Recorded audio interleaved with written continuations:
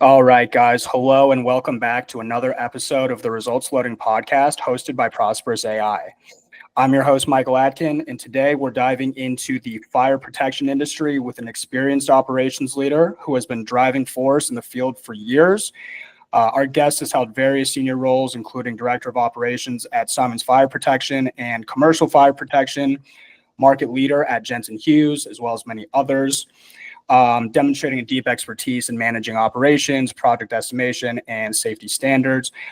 He's been pivotal in implementing strategic initiatives, improving service operations, and leading teams to success. I will let him speak to all of this more himself, but wanted to give him the warm intro as well as a warm welcome to the Director of Operations at Symons Fire Protection, Tony Wilkes. Tony, thanks so much for agreeing to join us today, man. Really looking forward to this one. Thank you very much. I'm excited. Good to hear, man. Diving right in here. As I just kind of broke down and obviously throw the baton back to you, you've had a diverse career in the fire protection industry, stemming from being in operations management at Altitude to your current role as the Director of Operations at Symons. Can you walk us through your career journey a little bit? How you've developed your expertise, how we ended up here, where did you start, what kind of initiated or what played a role in the genesis of your current career path and how we ended up here today? We ended up here with, I was going to college right after high school and I wasn't getting anywhere. I was more just being flirtatious and those kind of things. And my mind wasn't on studying. So when my grades came in the mailbox, the next day I was hanging pipe. My father said, "I'm not going to pay for your college if you're not going to pay attention." I knew somewhat of what his job was, but not in detail. And he was a sprinkler fitter and a superintendent. At the same time. So the first day I was the shop boy for, I don't know, maybe a month. And then after that, I worked on the Denver Convention Center, up in all the high parts and muscling up 8-inch pipe.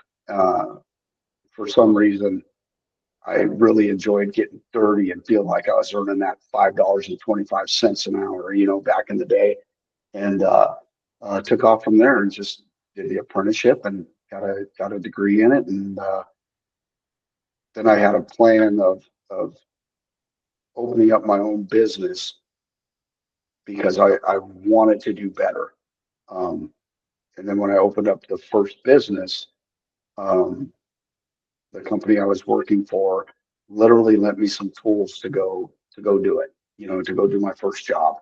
And then it snowballed from there, in a positive light of more. So I had to learn the bidding. I had to go do the job. I had to learn the collections and how to pay the bills, who's priority, those kind of things. And then as it grew, I was very fortunate to have some of my mentors come and work for me or with me and help take it to the next level and so on. You get to when you have all the liability and all the risk, it gives you a completely different outlook on when you're one of the guys in the field of like, I know that job made money. Now you can actually do the cost analysis, right, and see the P&Ls and everything else, and you have to forecast for increases in labor, right? Your increases in material, and this guy's going to quit. What am I going to do to fill that spot? Or can I talk him into staying?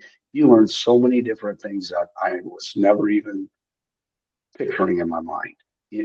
So you just dive in with both feet and just try to problem solve. That's all you can do. But that's where I started. I started in the field, and just for some reason, I got a pretty good, solid reputation that allowed me to do different things as I got older. So. Fantastic. And yeah, no, diving in with 2 feet into an industry that you were super familiar with to start. is a healthy thing. It's a good thing. It forces you to develop skills and grow, and opens up that new side of the business that you weren't previously privy to. But now, all these years later, still being in the fire protection industry, and beyond, can you actually, before we go there, I do want to ask, can you talk us to a little bit of the advantages of being on the ground floor, boots on the ground, if you will, when you did decide to open your own company and go and execute yourself? Your employer at the time lent you the tools to go and do your first job, et cetera. What advantages did that play, given your experience with the actual physical application in terms of running the business? And then talk to me about, dive a little bit deeper into the business side and some of the skills that you had to pick up. I know you touched on it a little bit, but can you dive a little bit deeper into what that looked like for you as a new experience? It's a new experience. I was very fortunate to have the relationship with the business owner that I was working for at that time. And I was very grateful that I didn't know the cost of a power machine or all the tools that you need on that truck. And for some reason, we really got along, and he liked me, and he wanted me to be successful, and he let me borrow a pickup truck and a set of tools, and I returned it to him after the job. And he said, "Well, did you make any money?" And I said, "I think so. If not, I really got tired. You know what I mean? But I owe a little bit more to the material, and that kind of thing." And he was fortunate enough to take me to dinner, and we went over some things, and as we moved on and became allies in Denver, then it was easier for some of his other people to help educate me a little bit more. The one hurdle that I really wish I got involved with more, coming into the industry, and instead of, I never wanted to learn design. I didn't want to do it. I don't I didn't have any resistance to it, but I didn't think the juice was worth the squeeze. Like, you give me the starting and the ending point, and I'll worry about everything else in the middle, right? But realistically, I kick myself in the backside every day for not learning more about design. Because you could have a good bid, but if you have bad design, it's just going to double your labor, right? To try, or it's going to infringe on your margin on your labor side, which is your biggest burden. So that took me a little bit to learn, because and another thing is, like, when you're doing the estimating, you can't look at it from the days you were installing, because not everybody runs the job the same. So you can't physically look at that and go, I can do this job in 20 hours or whatever it is, because not everybody's the same, right?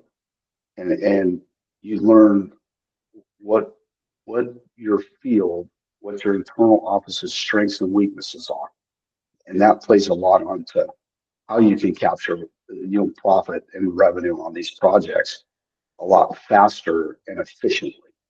And that takes a course of time. You know what I mean? You gotta be able to have a little bit, knowing that it's going to cost you a little bit of money to get to that end result, where you can start putting some plans in place, right?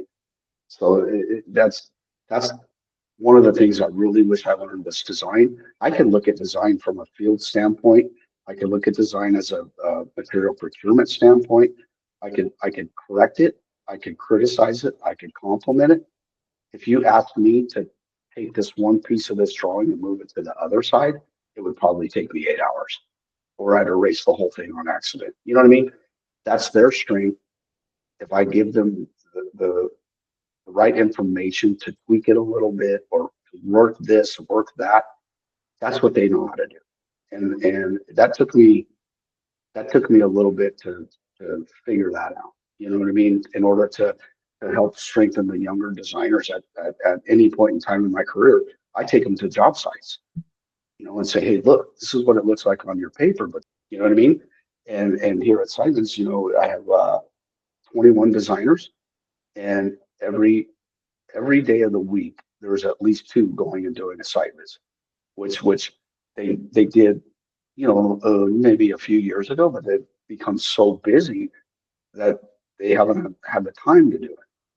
Well, you need to allocate your time to where you can go take a couple hours, go walk it with the superintendent, walk it with the foreman, walk it with anybody on the site that is wearing the same safety vest and hard hat as you, and get some information. And I could see in the last 3 months that's really starting to benefit the group, and it's starting to benefit the bottom line on the jobs. You know what I mean? It's all about how you allocate your time. Yeah, especially when you're in a director role, or when you own the company, for example. And to your point, I mean, design, I think you keep me honest here, Tony, but design is an integral part in fire safety, obviously, and fire protection, and I think that's probably something that's slept on a little bit. And so, now it's taken you to this point to understand, like, man, looking back, and this is probably a question I was going to ask you later, but like looking back, it sounds like design is something that really could have benefited you as a business owner, as well as an expert and professional within the fire protection industry, just given the complexities and the architectural standpoint, the importance that design plays in protecting a building from, fire hazards, right? Because you're mainly doing commercial, right? It wasn't residential, anything ultimately. Yeah, not to a big avenue. I've always done a push for it, but then when you do life safety systems, whether it's alarm or a sprinkler, your general liability will start to consume you, right? Because you're taking on, this is going to operate and be efficient. So the more you do with different types of systems, whether it may have a record of failing or a record of success, it's still a huge liability for insurance carriers, right? So it all starts to weigh a little bit more heavier. So, if you're struggling, you tend to stay away from more complex things, right? You just want to get in and get out as fast as you can. Get 80 cents on the dollar, right? You know what I mean? So it's a little different dynamic, I think, when you talk about life safety than a truck driver, carrying a load of gravel or something. There's things that you can't foresee happening, but somehow they always do, right? You know what I mean? The guy's tailgate opens and a rock comes out and cracks somebody's windshield or whatever that scenario could be. And then in our industry, a sprinkler head accidentally discharges and ruins somebody's wedding gown the night before a wedding. You know what I mean? It's you can't make this up. It's just, I was going to say, it sounds like that's happened before. Oh yeah. In Dallas, in Texas, we ended up buying more styrofoam cups, plates and bowls, and pallets of Red Bull because a sprinkler had accidentally discharged. The manufacturer took full responsibility for it. It wasn't an installation error or anything else, but we had to get rid of the product. So, I mean, 6 offices across the state of Texas had more styrofoam cups to drink coffee out of for about the next 2 years. You know what I mean? But it wasn't a fight. It was a very reputable company, and they made one call to the head manufacturer, and they took care of it.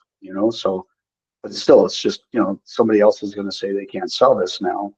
You have to do the ethical thing and take care of it, right? So it's just always challenging. Of course.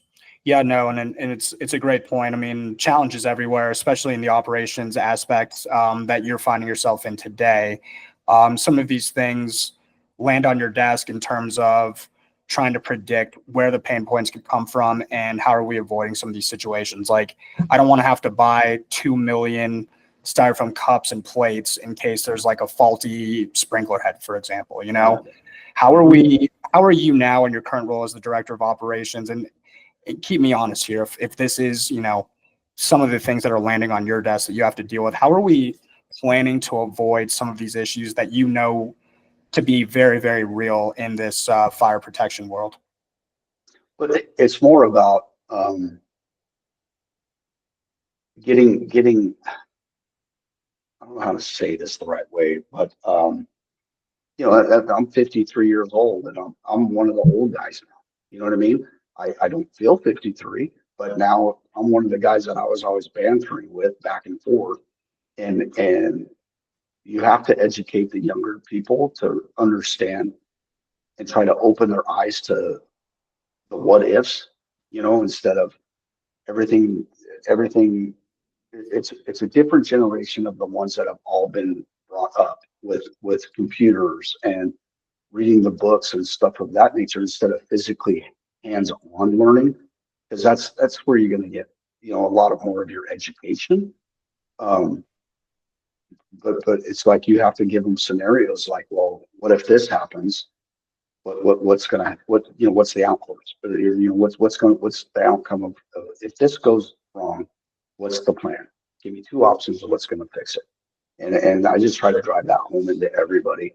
And I have a pretty open door policy, and don't come to me with the problem. Give me what you think is going to be the solution, and maybe we can mirror something, or I'll take your thoughts, I'll give you mine, and maybe we combine something of the two, and we have a solution.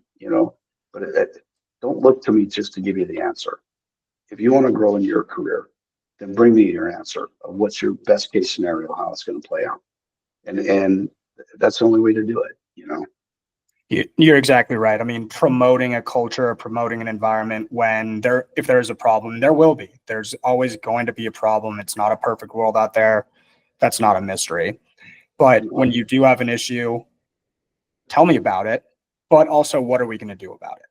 Right? And fostering that kind of environment. So we're problem solving, we're learning from these situations, taking them on as a challenge. And then even if we want to get really crazy with it, converting them into a small win for the team potentially.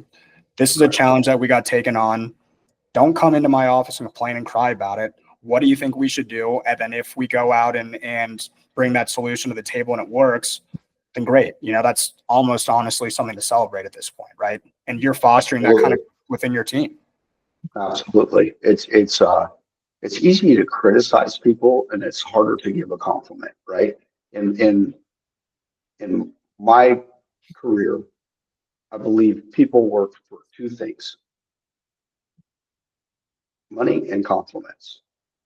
And the compliments of telling somebody, "Hey, good job," they could have a wreck of a day. But if you say, "Hey, you pulled it off, man," or great work, that just that I think that just keeps them motivated. And it's very easy to be nice and compliment, right?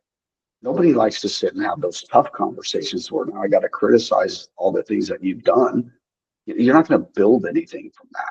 You know what I mean? You're just going to beat them down. So if you can work with them a little bit more in the compliments, now all you have to do is worry about if they're getting paid enough down the line. You know what I mean? And everybody wants money for sure. But I feel like more people will hang in there and you can retain them if your culture is good. They know that they can rely on you to ask a question, whether it's the dumb question or not, and you be honest with them, or even in a jokingly manner, you get more out of it. I just feel like that's the best way to get people on board, to be welcoming change if it's needed. You know what I mean? Totally. Yeah, no, absolutely. I couldn't agree more with you. And the element of the positive reinforcement, right? It's like, I've been there. I'm sure you've been there. Your team members, this is very relatable, I think, universally. But you can be having a hell of a day. Like, nothing is going your way. It happens all the time. And then, someone, whether it's a colleague, your boss, who knows? Like, one small little compliment about work, not about work, can make a big difference. But that does a few things for you as a director, right? Because everyone's looking up to you for that guidance, to set the tone, to set the mood.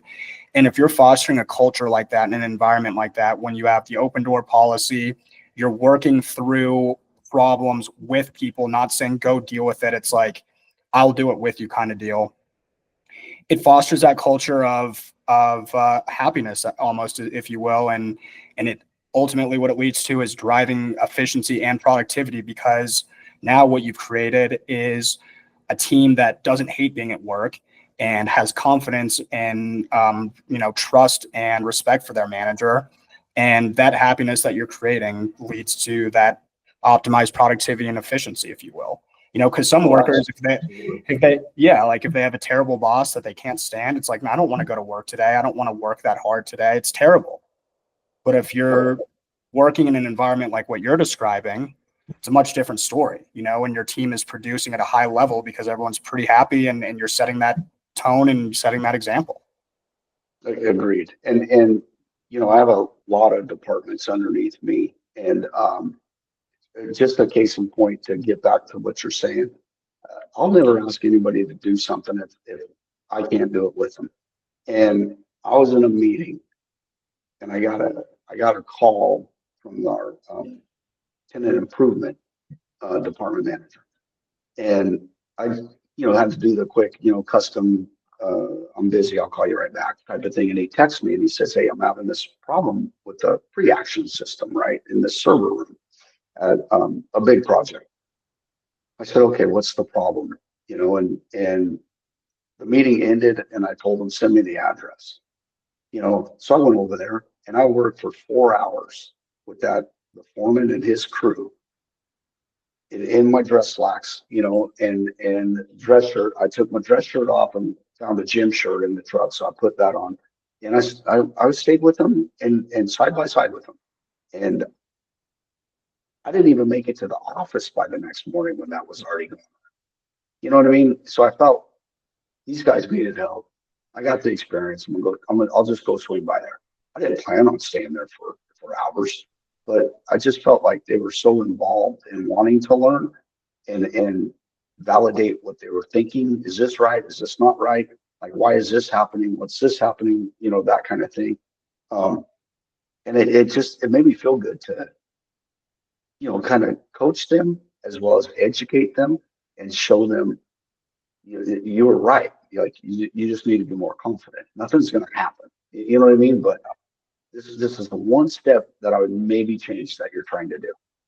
And they welcomed it. It was, and it made me feel good, so the whole way home, I got home to grandma and they're probably feeling like they got a little bit of an education or, this guy's a jerk or this guy taught us something today. And they didn't flat out, text me. They texted their supervisor and their supervisor was like, just asking me questions. And I just felt like it would be better to drive the 25 minutes to where they're at and just physically put eyes on it and be there with them. You know what I mean? And I felt good about it, Yeah, it's like, it seems so small and so simple, the act of just driving 25 minutes and checking it out. You end up staying for 4 hours, but the respect that you commanded after, and it's like boots on the ground together. You're not the first business leader on this podcast to mention, I won't have you do anything that I wouldn't do myself. I'm not going to say go do. It will be follow me and let's kind of go do together. It's huge, and you mentioned you felt good afterwards, and I guarantee you those kids are, the boots on the ground, if you will, when you showed up and took the, straight out of the boardroom, took the button up off and threw the gym shirt on, and you were in the trenches with them basically for 4 hours. It's like invaluable for them. I guarantee you every single guy there remembers that exact moment because it's not nothing. There's application, you're hands on, and a lot of managers, directors, leaders wouldn't do it, wouldn't do something like that. Right. And it's like, you ask yourself why. I mean, look at the result you got. I mean, think about how much education you brought just in 4 hours. You think you don't, they know exactly what you're talking about. But 4 hours of your time, I mean, a world of value for those individuals who are there working next to you. Just, not often that happens and super valuable for them. Oh, absolutely. And and I think you're right though. A lot of the leaders, once they get into like that type of a position, sometimes either they forget where they come from or they don't want to go back. You know what I mean? And plus they're probably inundated with all their day-to-day activities of what they have to get done, right? Because it's not like it's a walk in the park. But realistically, it's like people, especially the boots to the ground, but anybody with any type of a job, doesn't matter what it is, as long as the expectations are up front, they're going to try to be as accountable as they can to hit those milestones or those goals to meet those expectations. But if you don't give them any kind of a feedback, you're setting them up to fail. And then if they're failing, then what is it? It creates turnover, right? Or it creates some type of an environment that you don't want. So you have to be very transparent with them, but you have to also check in with them and say, hey, you did good on this. You're meeting this expectation. I wanted to acknowledge that for you. Maybe we should just, take it to the next level now and maybe focus on this one. You know what I mean? This one you got rock solid. But this is one I think would benefit you in 6 months. Try to play with this a little bit as well. You can't inundate them with so much stuff they can't see straight and then wonder why they're not getting any kind of production done. You know what I mean? It's like you don't want to be the hamster in the wheel just running into the wall. You got to kind of you got to pick and choose. These are my X amount of priorities. These are the ones we can get to later, and you can't give them all of them at one time. You got to check off like, okay, these are my top 3 out of 5. I'm going to give them this one. Wait a little bit. Give them this one. You know what I mean? And I'm sure a lot of that and the pace of how you do that is it's about whatever industry you're in, or how financially stable the company is, that kind of thing. Because a lot of people, they don't want to lose money on well, this should have been done already. Because you always have that kind of conversation and pushback too. I think if you coach people along and you give them a recipe to be successful, and you stay engaged with them, they'll remember that whether they work for you for 10 years or 10 more days. They'll remember that. And that's what you want to leave. You want to leave that good memory with them, and you want to be known that that person or that company gave me a great opportunity, and that's why I'm sticking here. Or that opportunity that they gave me to be so successful, now I'm going to go run this other office over here. You know what I mean? And you want people to be successful. You don't want a bunch of negativity walking around. No, and it's your job to make sure that the team is performing at a high level. So if you can have some sort of impact on that, clearly you've figured that out, then great. Because if you're the guy and it's like, man, everyone who's working in operations under Tony these days, everyone is just dialed in. It's like, what's the common denominator there? Oh, Tony Wilkes has been working with each one individually. I know you're not going and doing boots on the ground stuff every day or every week or whatever, but you're fostering that environment. It's like, hey, something's not working. Let's talk about it. Why not? Maybe try this instead. Come back and let me know how it goes. Because a lot of times, and this is super cliche, but it's like you have to fail a lot to learn and grow and elevate your ceiling. And going out and trying new things and seeing what works and what doesn't. I think that's really applicable to what you guys specifically work on and something that you've dealt with throughout your career. And something you've learned from, and now that you can pass that on to those who work with you and underneath you too, right? It's like, okay, well, I made this mistake 15, 20 years ago myself. This is what I learned. Go try this. Let me know how it goes. It's like huge. It's huge, as opposed to getting yelled out of the room. Like, no, that's wrong. Don't come back until you figure it the hell out. Like it doesn't do any good for anybody. Right. And it sounds like it's all figured out. Well, I try to, you know what I mean? I've been doing this for way too many years to not learn something, but a lot of it is about the people have to be receptive as well. You know what I mean? Yeah, of course, you run into those ones that they know it all and they've done it all. And, those kind of individuals. And I've learned just to sit back and wait for them to either ask for help or, I guess, kind of give them a reality check. By giving them something that they won't be able to figure out, but they have a great mouthpiece and it could spit a lot of game on it, but they're not going to get it to the finish line, just so that they're not scared to ask for help down the road. You know what I mean? Or something like that. Sometimes you gotta do a little bit to give people a reality check every now and then. You know what I mean? And that's all. It's good for you. Yeah, exactly. Because not everybody's going to be the most educated person in the room. You know what I mean?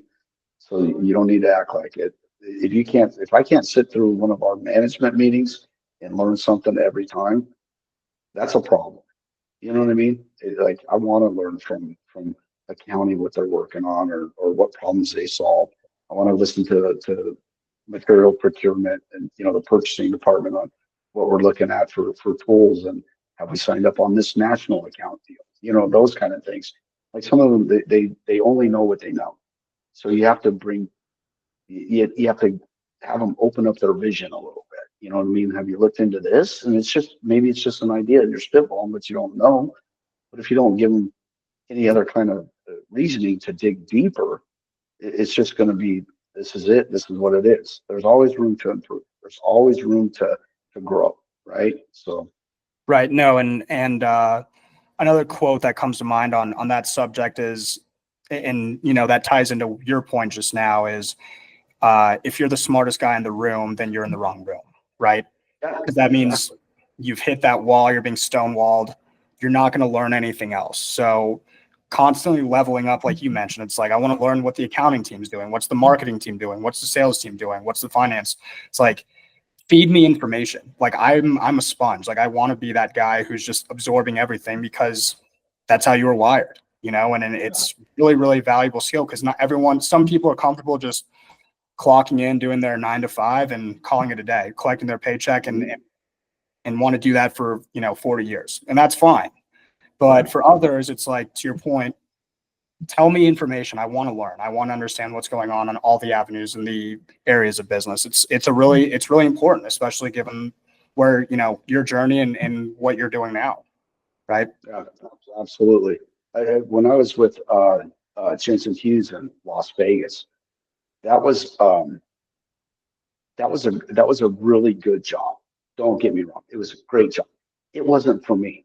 It wasn't for me because I could sell, right? I can go, but my job was basically to meet with architects or anybody on the strip, like the casinos, the stadiums, those kind of things, and get the door open for the smart ones that could talk educatedly about what the problem was.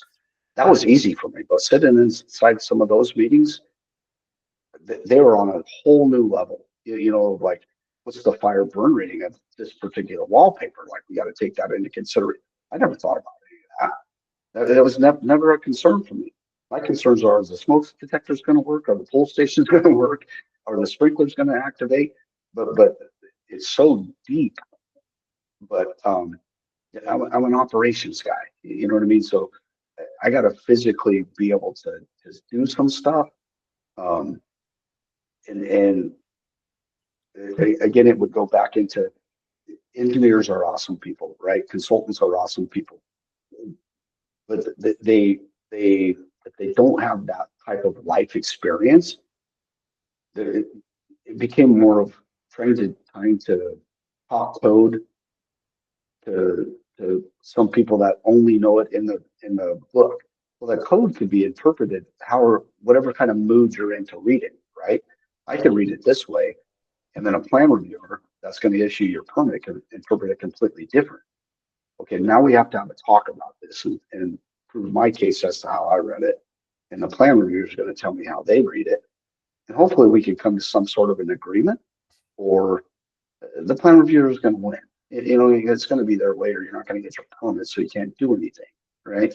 So and it's just very different, and then of course the guy that in the field part, the inspector that has to come sign off your permit is going to have questions like, why'd you do it this way?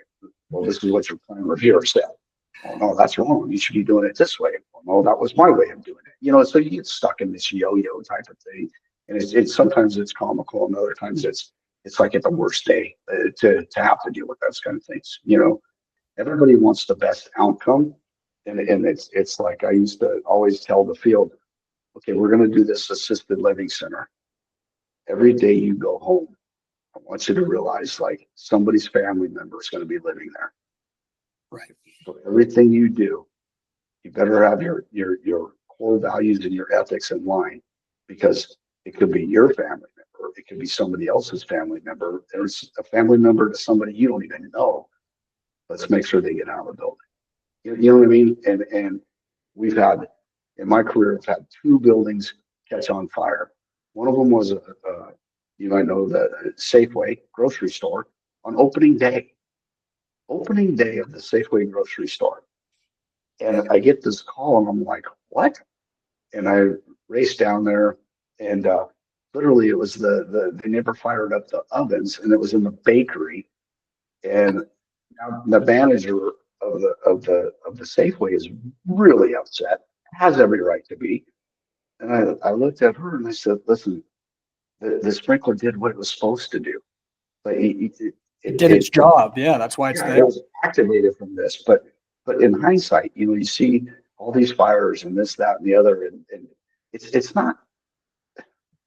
There's also the water damage that comes involved with it, right? You know what I mean? And Very 90% of the costly. time, that's the biggest cost. It's not replacing the sprinkler head that went off, or replacing the drapery, or the couches and those kind of things. It's the water damage that happens. And we're very lucky in our industry that a lot of the material vendors have made burn trailers, or organizations have made burn trailers to show how this actually works, and have toured it around the country. You know what I mean? And that gives a lot of people, oh wow, a fire can happen really, really fast, and that did work. But it's a controlled environment, so you don't really get to see all the water damage. But you can put your eyes on it. But the system is made to do that. It's there to protect the structure from catastrophic damage, right? And it's made to give you a means of egress to get out of the building. It's not there to do anything but dump as much water as fast as it can. That's just the way it is. Yeah, and to save the building. I mean, it's literally what its one job is, right? I mean, Yep. it's to save the building in case of an emergency, hopefully saving lives. The water damage, to your point, is obviously super costly, but in the grand scheme of things, we're all about safety, right? It's fire protection, fire safety. I mean, we're not saving the building is a priority. Obviously, we want to do that if possible, but the idea is that everyone gets out alive. That's the main goal. To your point about the assisted living home, right? It's no half-assing. There are people as family members here who are probably elderly and moving pretty slow. Let's make sure that systems are working 100% tip top, because we can't afford any half-ass anything in general, but especially not here in an assisted living facility, for example. We're trying to make sure that people have enough time to get out should a catastrophic fire take place, and we want them to be able to get out safely, and that's what our job is. Straight, simple. It's very simple. Right. So Tony, it sounds like you have the operations aspect down to a team. You've clearly figured out a way to get positive responses from your team, those you work with, those who work beneath you and around you, and optimizing the way that we're conducting ourselves and the way we're conducting business. What about other avenues of potential optimization, say with technology? I mean, the fire protection industry has seen advancements in tech and safety standards the last few decades, as I'm sure you can attest to. What are some of the most recent trends or innovations that you find super impactful on that front? Obviously, the people are not an issue at this point. Obviously, there are one-offs in situations, but what about the technology side? How are you leveraging and utilizing it to help make your life and operations a little bit easier these days? Honestly, everything's about trackability, right? So it's okay. What accounting format works best for you? You know what I mean? And there's Sage, there's QuickBooks, those kind of things. What gives me the up to date, even in our payroll program? How am I getting my WIP the most accurate every week? That's what I want to see. You know what I mean? Those kind of things. And we're very fortunate here. We have a system that even from our superintendents that I got assistant superintendents that answer to the superintendent. It's a very robust business for sure. And I think we just got a new software program for our inspection and service department that's going to track everything for them. You know what I mean? Because the efficiency comes with how fast you could respond. You know what I mean? No matter what, whether it's somebody calling in for a price or somebody calling in for a proposal or a site walk, those kind of things. So what we've done here is, we've okay, these two people are going to be available to be able to go to any site, and they'll be able to know enough to be what pictures they need to take or what actually is going to happen. And then they can bring it back, and we'll go over it together as a team or a group, and then figure out a game plan. The efficiency comes with speed. That's all it does. So if there's a program out there and it's working fine, then you got to start to look for the upgrade. It's the only thing that's going to separate you from anybody else in this industry is speed and efficiency. I don't think I've really answered your question, but we have a lot of internal things in place. We have a pretty young finance manager that came from a huge corporation. That young man could pull me a report in 30 seconds, and that's what I like, to call him and say, hey, I want this, and it'll be in my inbox in 30 seconds. So you get the people in place that could do those things very quickly, and they're accurate. It's again, it's about, do you have to keep buying upgrades and doing these things, or can you make what you're doing a little faster, just with maybe, okay, this is your strength. If we give you this data, can you put it in faster and accurate and in the right categories it needs to be? You know what I mean? You have to look and say, it's the old theory. If somebody quits, right, whoever was sitting next to them, well, the illusion is, well, you guys always had conversations, so you know what to do. Here's this workload until we can fill the position. Well, if they were strong at what they did, and then you just dumped a bunch more crap on them, now you're just creating frustration. So the only thing that's going to happen is they're going to try to educate themselves enough on the new stuff you gave them, but the stuff that they're strong at, they know they're strong at it, and they'll spend less time on that. But now you just bury them, right? Because they're just letting this get pushed to the side, knowing that they can get this done pretty quick, whatever it is. You know what I mean? But it's not fair. You have to be able to keep the playing field level. And when people are strong at one thing, there's no need to move or change them. Just because somebody's a great field superintendent, can manage the field and answer all those kind of questions, doesn't mean they're going to be a great project manager. You know what I mean? You can offer it to them and see if they want to entertain it. But when they're good at one thing, they're pretty good with that. They have a relationship with the general contractors or property management. They don't want to walk away from that. It's like telling a sales guy or a salesperson, hey, if you're going to leave, that's great, but we want your client list. Nobody's going to turn that over to you. You know what I mean? Like, no, these are my people for 20 years or whatever, whatever the longevity of it. They're going to go with them no matter what anyways. All these businesses try to fix it. Well, you have to use a company phone. You don't think that if they come to you and they're new, like, you don't think that anybody they're reaching out to already doesn't have their personal phone? You know what I mean? Like, yeah. You want to keep them positive, and you want to keep the culture growing with them, or they don't leave. You know what I mean? It's quit worrying about like this, that, or the other. Focus on retaining them, and keeping people in their strong suit, or what they're strong at. Focus on that. And if something comes up that they may be able to help with that as well, then ask the question. Don't automatically give them more work to do. You know what I mean? Because you're just creating frustration, and if that grows, look out. Then the turnover takes off. And you're not going to. Labor right now is so hard to come by. And quality labor with that. Correct. Everybody wants the top dollar, but they don't know what it takes to get to that. You know what I mean?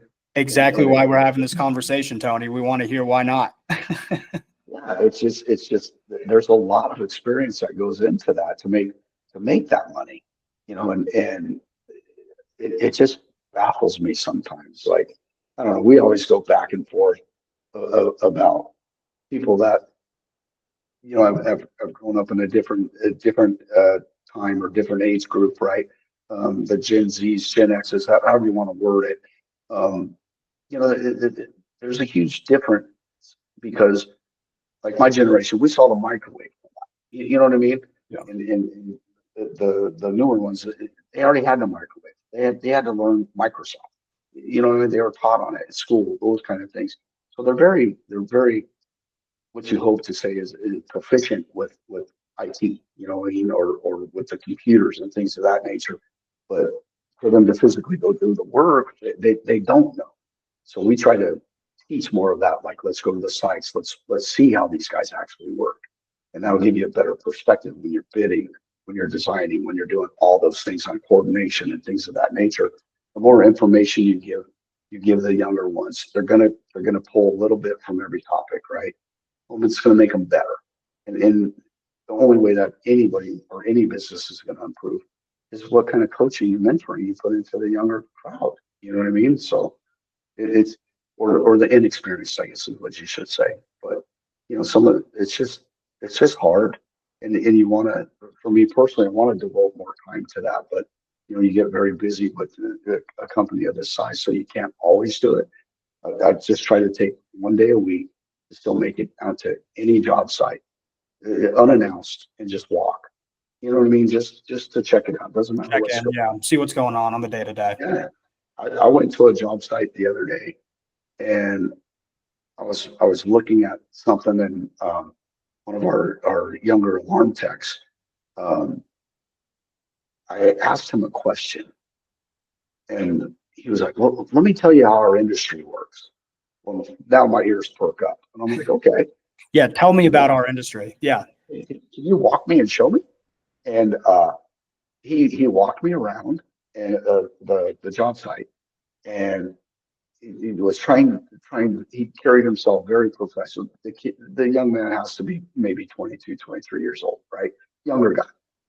He carried himself very professional, and I was asking questions, um, making it sound a little bit like I kind of know, but I'm not 100% sure, you know, type of thing. And then we went to another part of this building where some of the people knew who I was, you know, that I'd already had interactions with them. And this young man says, "Hey, yeah, this is I'm sorry, what's your name?" And I said, "Oh, I'm Tony." And he goes, "Yeah, this is Tony. Well, you're with the building, right, Tony?" I was like, "No, I'm the director of operations for Symons Fire." And his face turned beet white, and he was like, "I've heard of you." And you know, I didn't even know what to say. I said, well, first, I want to tell you on behalf of Simons, thank you for the tour and thank you for being so professional and walking me through this, you know. And he was like, am I in trouble? I said, why would you be in For trouble? what? Yeah. And he goes, well, you know, I wasn't, I was walking you because I thought you were with the building and I don't know, but I'm not in trouble. I said, no, I'm giving you a compliment. Take it for what it is. I said, but let's go back to this second part we stopped at. And I want to tell you something that you should have said that you did say. And he goes, okay. So we walked over there. We had a great conversation, you know, and I went right to his department manager and told him that he handled himself very well, you know, gave him a compliment as well. Because he's the one mentoring, you know what I mean? He's the one with his team meetings and things of that nature. And you got to say some stuff like that, you know. But that's the only time I've ever done that because he didn't know who I was, so I just took an opportunity. Yeah, You know? flew under the radar seeds for Yeah. the actual organic, you know, raw material for what it was. Let's see what he's Yeah, got. and it was fun for me, and I know he had a good time afterwards. And as I was walking off, I could hear all the guys, you know, joking with him and stuff like that. So it got them all in a good mood, and the team camaraderie and the bantering was happening. So you know, it was just kind of fun. I like to have fun. Yeah. I like to be if you're laughing and you're having fun, then you don't know how much production you're really getting done, right? But B, it's like your day goes by faster, and I don't know. I guess you just have a better outlook on things. You know what I mean? Absolutely. No, and another impactful experience for that young individual who probably won't forget that experience with you for a long time. Just like those who were there the day that you took off the button up and put on a gym shirt and was hands-on with them for 4+ hours you weren't expecting to. I mean, these are impactful times, man. People don't forget that kind of stuff. You know, it may I be agree. nothing to you, but it's, you know, for them who are like really, really absorbent and trying to be those sponges that we discussed, it's huge for them. That 22-year-old kid probably, you know, thought about it for weeks. You probably will remember it 20 years from now. You ask him about it, he'll know exactly what you're talking about. I mean, that's the kind of impact that kind of leadership style has. It's true. Yeah, I think it's just sometimes it's good just to go back to old school, back to basics. You know what I mean? Back to the And fundamentals.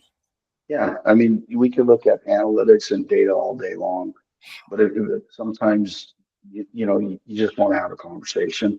You know what I mean? It's pretty simple, but I think emails are great, but I feel like sometimes it's not even communicating anymore. It's just for documentation purposes. You know what I mean? Because everybody's looking for this is going to go sideways, and we need to prepare for that. And it's kind of sad that's kind of happened, but it's reality, right? Right. So you still have to do those kind of things too. But there's nothing wrong with having a personal relationship with people anymore. You know what I mean? And No, that's the better. way I was growing up. That's the way I've always ran businesses, and that's what I like. So Absolutely, Tony. And I couldn't agree more with that. I mean, I think a lot of times managers now, it's like, I'm your boss, I'm not your friend. yeah, Obviously, there needs to be, you know, that level of professionalism. We are at work, we do work together. That level needs to be maintained. But managers more and more these days are trying to become, in my opinion, from the leaders that I've spoken with here on the show specifically, want to be the people persons. You know, they want to know what's going on in your personal life. Obviously, we're doing business together first, but that creates just such a much more prosperous environment for everybody to work in, that the results are undeniable. And so, you know, with you and your style and some of the situations and experiences that you've described and the impact that they've had, why wouldn't you want to be that kind of guy? Why wouldn't you want to be that kind of director? Look at the impact yeah, it has, and it's all positive. yeah, exactly. And I think that's the way to look at it. As I came up in the trade with the guys that were, the iron fist and those kind of days, and uh, it didn't do anything for me but make me mad. You know what I mean? And want to just outwork them. And today's times, you get a little bit more by just talking to these guys, whether they're my age or not. You can still have a good conversation while you're still working side by side with them, and I just think it carries a lot more value. Totally. Yeah, ruling with an iron fist is obsolete. It's, you just don't get the response that you want or need in today's professional environment. So couldn't agree with you more on that, Tony. And with that being said, one last question for you here before I let you go. Kind of bringing everything full circle. We've covered a lot. You've touched on a lot of really, really important points in terms of leadership, operations, et cetera. But to wrap us up here, what advice would you give to somebody new to the fire protection industry or operations industry as a whole, you know, who want to follow a similar career trajectory, career path to you, in operations, management, leadership, what have you? What's one kind of piece of advice to top us off here that you would give to somebody who's looking to do something similar to what you've done here? If you're becoming a new leader, you, my go-to is when I first meet with people, or every week, I'll write down my interaction with them. And I guess if it was good, if it was bad, what the topic was, such as, hey, this design was messed up, you know what I mean? Or something to that point, or hey, this design was good, or the labor hours are awesome on this job, or why are you in the red? Those kind of things, because then 9 times out of 10 on that yearly review, you want to bring those topics up, right? Because if somebody is on a real bad project or having a real rough time, their production isn't at that level of normal, or what you're used to seeing from them, or whatever, whether it's in the field, it's in an office or not. But when you have to have that talk with them, review your notes. Otherwise, you're going to be in that moment, and it's not fair to them, and it's not fair to you. You have to remember the history of all the good and the bad, or the tough talks or all the good talks. before you can make some kind of a decision that's going to impact them, whether it's positive or negative. You have to keep that memory going instead of living in that moment of last week, you really screwed up here, because that's where your brain's going to go to, because that's your last one, solid memory of it, in my shoes anyways. And if somebody's going to get into the industry, call a company, figure out what if the industry is for you or not. This trade is never going to go away. It's only going to get better, and it's a pretty good career path. It's kept the food in my table and the wolves at my door for 33 years. So if you're going to jump in, stick to it. There is a learning curve, but it's worth it in the long run. And sometimes they don't want to hear that, but realistically, the more time you put in, the better value you're going to be. And the more you'll get out of it. Absolutely. And just like anything else that you put your mind to, of course. Yeah, exactly. Well, Tony, that all is just fantastic. Tremendous insights into leadership and dealing with and managing people and getting the best out of them every day. I can't thank you enough for sharing some of these insights and really invaluable lessons and stories that you've shared that have directly made impacts on people who you work with. I thought that was a tremendous conversation. Thank you so much for sharing and for joining us here on the Results Loading podcast. Absolutely. Thank you so much for having me, Mike. I really appreciate it. Likewise, Tony, good luck. Thanks again. And maybe we'll have you on again in a few years, check in, see how things are going for you and what new insights you have to share with us then. Absolutely.